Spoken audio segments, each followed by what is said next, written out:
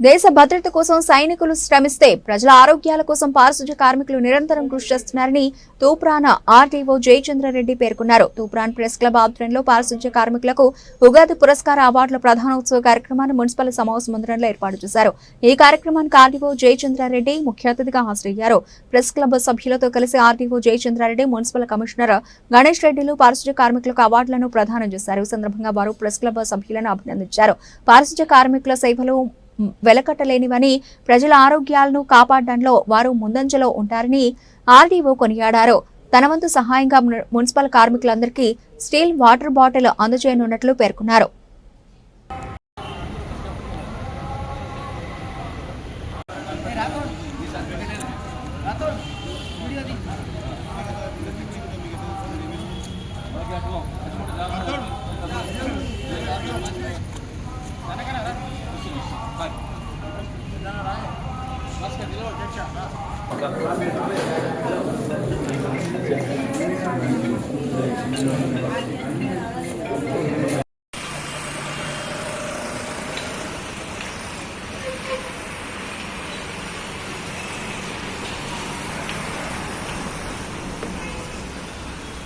సాధిస్తామని నేను ఇక్కడికి ఒక నిర్ణయం తీసుకున్నాను. ఏంటి అంటే జిల్లా కలెక్టర్ గారు ప్లాస్టిక్ రహిత జిల్లాగా చెయ్యాలని తన వంతు ప్రయత్నంగా కలెక్టరేట్లో అసలు ప్లాస్టిక్ బాటిలే కనబడదు. నేను కలెక్టరేట్కు వెళ్తే సాధారణంగా మాకు కోపం కూడా వస్తుండే తొలి రోజుల్లో.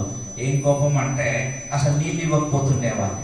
ఎంత పెద్ద మీటింగ్ అయినా ఉదయం నుంచి సాయంత్రం దాకా ఉన్నా కానీ వాటర్ అనేది లేకపోతుంటే టీ అనేది ఉండదు. కలెక్టరేట్లో వాటర్ ఉండదు, టీ ఉండదు. ఎందుకు వాటర్, టీ మానేశారు అంటే ప్లాస్టిక్ వాడుతున్నారు కాబట్టి, టీ ప్లాస్టిక్ కప్పులలో ఇవ్వాల్సి వస్తుంది కాబట్టి, టీ ఇవ్వడం వల్ల ప్లాస్టిక్ కప్పులు అంతా కూడా కలెక్టరేట్ అంతా డస్ట్ అవుతుంది, క్యాన్సర్ పొల్యూషన్ అవుతుందని కలెక్టర్ గారు టీ మానేశారు. కలెక్టరేట్లో తను తాగడం మానేశారు, ఎవరికి టీ ఇవ్వడం మానేశారు. అలాగే వాటర్ బాటిల్స్లలో టీ మనం నీళ్ళు ఇవ్వకూడదు అనే ఒక రూల్ పెట్టేసి మొత్తం స్టీల్ బాటిల్స్ కొనుక్కొచ్చే వరకు ఇవ్వలేదు. మొత్తం కలెక్టరేట్ అంతా స్టీల్ బాటిల్స్ కొనుక్కొచ్చారు. ఎంత పెద్ద మీటింగ్ అయినా కానీ స్టీల్ బాటిల్స్లోనే వాటర్ ఇస్తున్నారు. ఇప్పుడు కొంచెం మార్పు ఏంటంటే వాటర్ ఇస్తున్నారు కానీ స్టీల్ బాటిల్స్లో ఇస్తున్నారు. టీ అయితే అసలు రావట్లేదు. టీ మానేస్తారు, కంప్లీట్ కలెక్టర్ బ్యాన్ చేస్తారు కలెక్టరేట్ అంతా కూడా.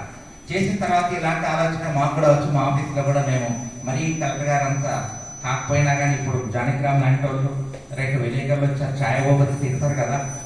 కాబట్టి రైట్ మొత్తం అంతా కాకపోయినా కానీ మేము కూడా క్రమేణా ప్లాస్టిక్ను తీసేసి స్టీల్ వైపు వచ్చాము. ఈ మధ్యలోనే అన్ని స్టీల్ బాటిల్స్ కొనేసాము.